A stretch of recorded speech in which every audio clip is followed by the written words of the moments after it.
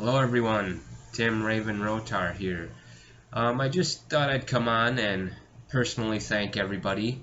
It's been a while since I've been able to make a video like this, so I just wanted to personally thank everyone for supporting Ravenscraft Arts and everyone who has submitted content in creating and collaborating with us. We appreciate everything, and it's been awesome meeting all these creative artists and musicians. We never thought that it would turn out like this, but everyone's been really cool and willing to submit content and music, and sometimes I feel like I'm bothering people, but who else does, right?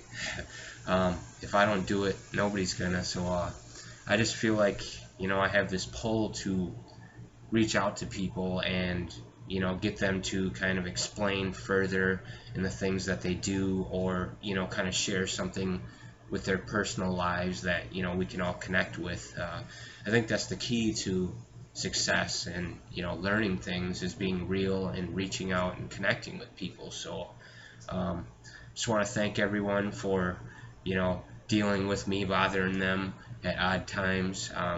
I've talked with people from across the world, which is amazing, so I apologize if there's a 3-4 a.m. message on Messenger from me. I forget about the time format sometimes, but everyone's been really cool about working with me, and I've had some bad encounters and good ones, so it's all learned with life, I guess. But I just wanted to personally thank everyone specifically for this series, The Methods of the Rune Masters.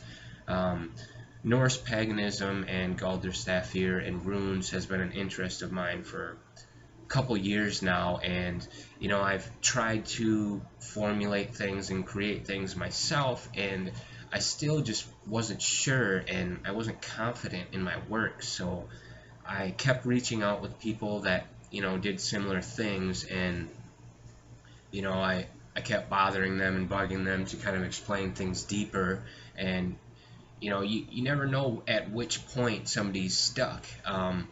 Actually, in creating these series, I actually figured out the point I was stuck at with creating Galdr and Galdrastafir. So I'm hoping that these videos can kind of help you, get unstuck and move on, and maybe you can start creating Galdrastafir, Bind Runes, things like that. It's important to be confident in your work and to know that you're doing it right, and I guess there is no right or wrong way, but there are guidelines and things that you don't want to do. But I just wanted to thank everyone for watching and supporting, and I plan to keep pushing this further as things are going well. Winter's coming, so I'll have more time to work on videos, bother some more people. I'll be working on some more content for sure. So I'm always reaching out to musicians and coming up with ideas for other people to do, collaborate. So I'll be in touch, and I hope you guys like this series, and like I said, I hope this might help some of you get unstuck and move forward in your process of study and research. We're going to kind of start out a little bit basic. Most of you probably know the basics already, but like I said, you don't know where you're stuck at, so I'm going to start kind of slowly from the beginning.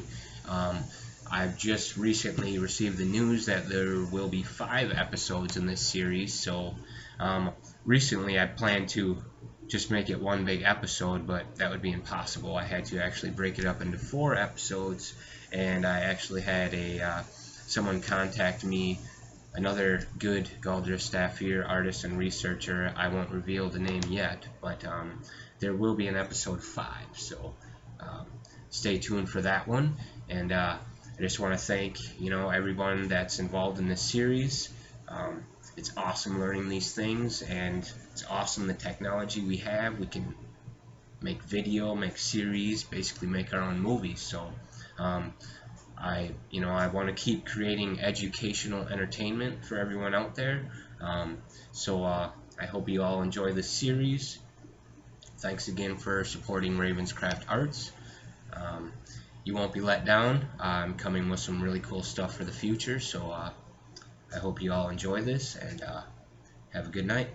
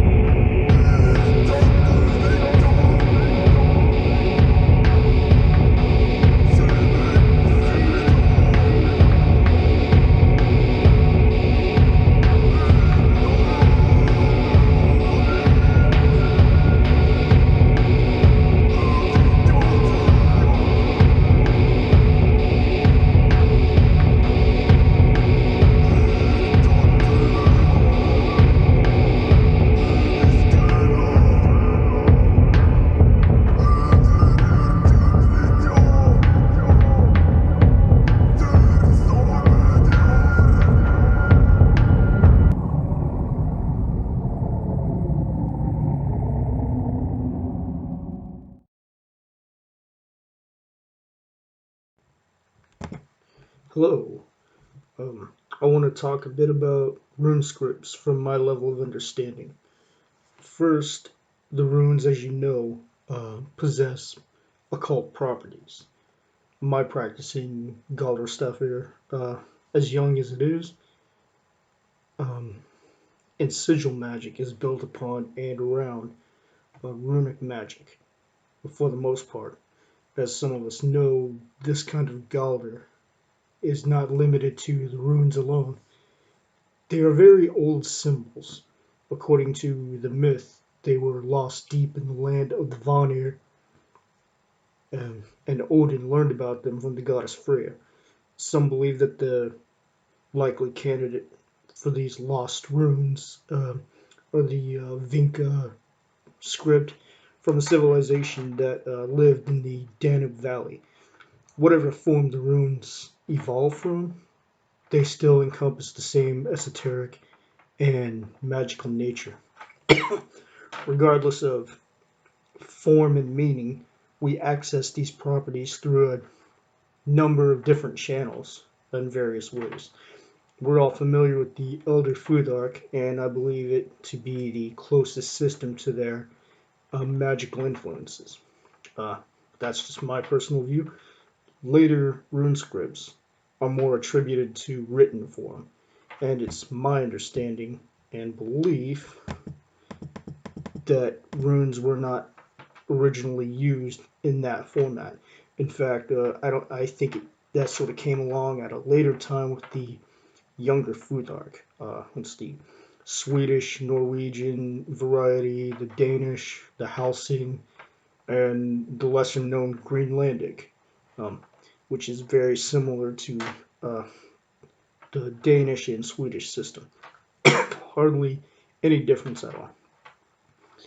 And then there are systems that are built upon those scripts, but in a 24 or so letter script like the uh, unlike the younger Futhark, which is commonly 16.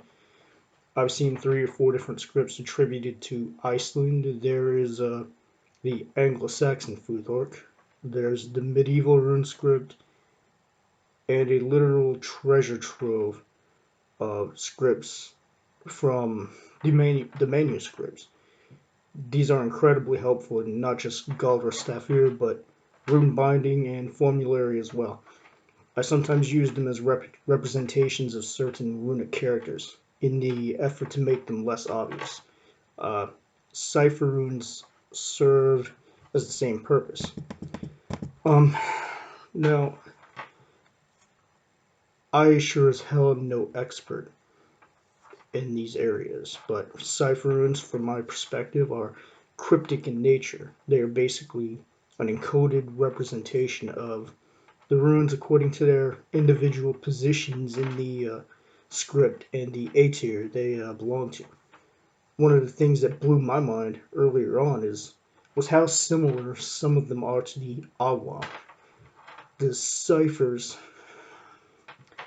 take on several variations actually. The few forms that I use, I have found incredibly useful, but they are so diverse that some people have even developed their own.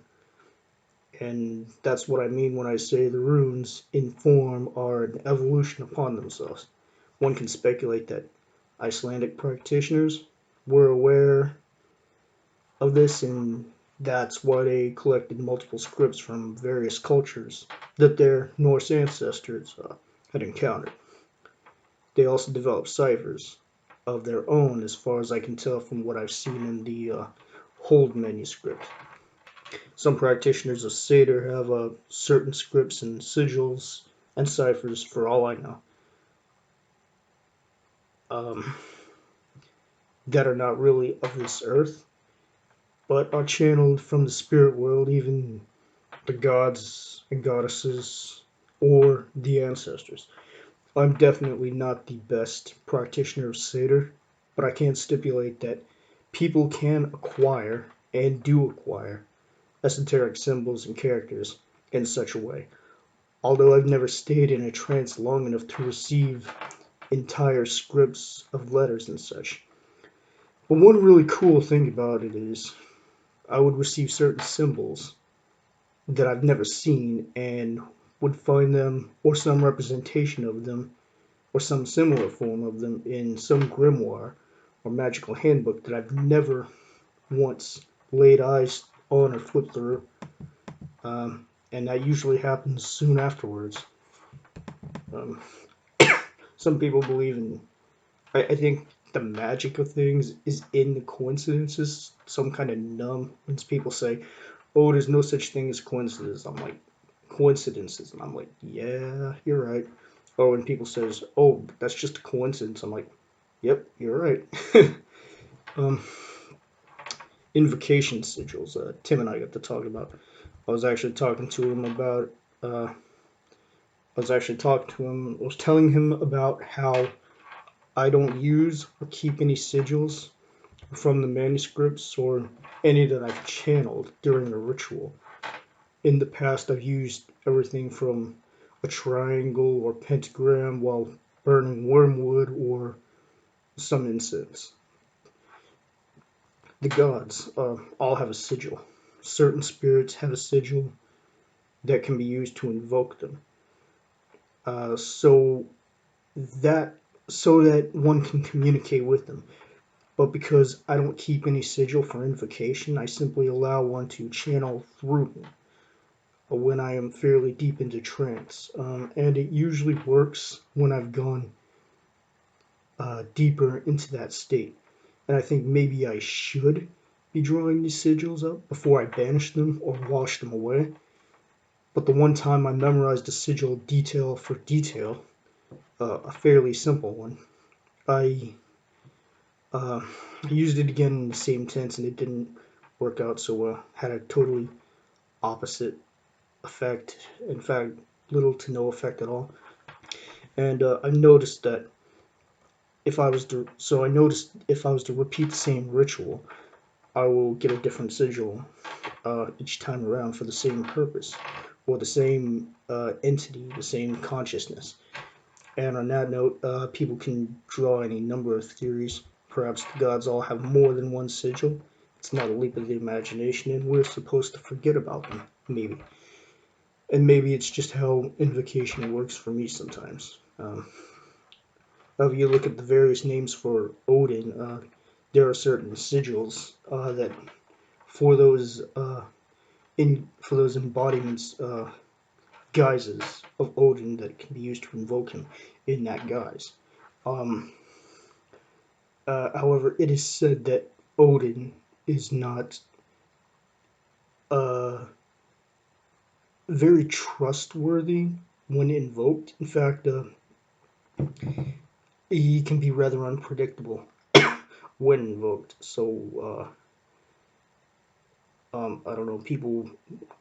So some people advise others to kind of do this at their own discretion or think long and hard and try to create the right what's the word I'm looking for, mental and the right authenticity of the self uh, to present outwards, to radiate outwards, because certain consciousnesses you can't pull a fast one on. If you're going in with some kind of facade, then you're not going to achieve what you hope to achieve. In fact, it could backfire on you. Well, that's one of my little takes on it from personal experience and from what I gather. But I don't know. People experience these things totally differently, and that's just the nature of the magic period. Runic and arcane symbols are sometimes used in Galdrastafir. I mentioned the Danube Valley script, and that is one example. Esoteric symbolism of all kinds, whether it's geometrical patterns, geometric characters, pentagrams, septagram, planetary and astrological symbols, petroglyphs, cave paintings, car and business logos. You see how limitless this can be. So I've adopted the Vinca script and certain Slavic symbols, but I have yet to really implement them into my work. And on that particular note, I suppose some people like to incorporate symbolism and lettering from various cultures, like, say, Hebrew, Native, or South American, and such. Uh, but I would prefer to be just a little bit conservative. I don't tell people what they can or can't do. Um, I'm no expert, obviously, and people got to do what works for them, right? Uh, just like I do. like I said, I choose to be a bit conservative, especially with the runes and Norse spirits and the like. But on the other hand, if you look at Icelandic sorcery itself, seems to be somewhat multicultural on its own. Keeping that in mind, um, I recently read a National Geographic article about how folks in, I think it was Venezuela, are going through a kind of a health crisis and shortage of medical supplies and personnel. And people are turning to shamans and magical healers. Pardon me. There's kind of a cough going around here, and I'm gonna go get some fir needles to kind of, you know, deal with that. Um, on the main photograph, the afflicted person is in the center of this Galdrastafir that is drawn in what looks like salt or some kind of powder. And 3 or 4 people are laying face up at certain points inside the sigil around the person. And in the description, it says local shamans uh, channel Viking spirits in an effort uh, to heal the afflicted person, or something to that effect. But it says in quote Viking spirits. So something like that speaks volumes on whether a culture matters or not. I somewhat believe, I personally somewhat believe the runes and the consciousness resonate more to people who are of Germanic origin, and I can't prove that only because of my experience with. I only believe that because of my experience with DNA activation. It is just my theory, and to be quite honest, it could be bullshit. I have to be honest about that. The only thing that even slightly supports it, Germanic people have spread around the world more than any other culture, and we've intermingled with pretty much everyone. And that being said, you'd have a seriously hard time finding a person who doesn't have Germanic or Scandinavian ancestry. Uh, I don't know who said that, but it really opened my eyes to. It's probably Raven who said that, and really opened my eyes a bit. I can be a little closed-minded here and there. Um, Whether culture makes a difference or not, you be the judge. I neither agree nor disagree. I'd go more in depth about the ciphers. The practice is far too broad and incredibly individualistic. Um, when it comes to magic, I don't care if somebody has been practicing 2 years or 40 years.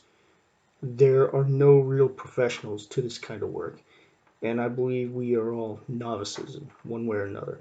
I've been practicing for 8 years now, and I've learned seriously practicing for about 8 years now, and I've learned more than um, people I know who've practiced for decades. But a person who started practicing last year can sometimes come along and teach me something I never knew or considered. The point is, the learning process is never ending. 8 years ago, I knew nothing about uh, anything Norse or Germanic, let alone the mythology, nor that I myself was Danish. I actually know a crap ton about my ancestry now. Um, I knew nothing about the runes, Galdrastafir, or any of it. I worked with the runes for 7 years, Galdr, Bind Runes, and Chaos Magic for 3 years, and Galdrastafir for about a year now. And whether I'm good at any of it or not, I don't worry about too much. I just let the work speak for itself. And that's something I hope more people come to understand. We are more successful when we go with what works. And sometimes we can achieve what we want the by doing things the way somebody else would, but even if we're successful in that regards, there's a downside to it. It's not original. Um, and I can honestly say that it's so much more powerful. Uh, it's so much more meaningful when it's something that we have figured out on our own, or invented on our own, or honed and perfected uh, with our own work. So So, before I sign out, I want to say thank you to Errol Bolviker for the incredible design and the hard work he put in creating it, and also for the work he does because he gives to his practice like nobody I've seen. It's his life, and just like me, I think it may have been what saved his life. I don't know. I do know I'll never be as good as he is. Um, I'm very stoked about the design, and I really want to just show it off to everybody. But I think I'll do that when it's actually on my skin. At the moment, I can't be throwing money at tattoos. Plus, my wife won't let me get one without her. uh, I'm trying for us to do it around Yule time because it's the holiday. Because it's the holidays, but more importantly, become kind of a holier time for me. It's a holy time, period, ancestrally speaking. Um, anyway, uh, thanks for watching. Have a good evening.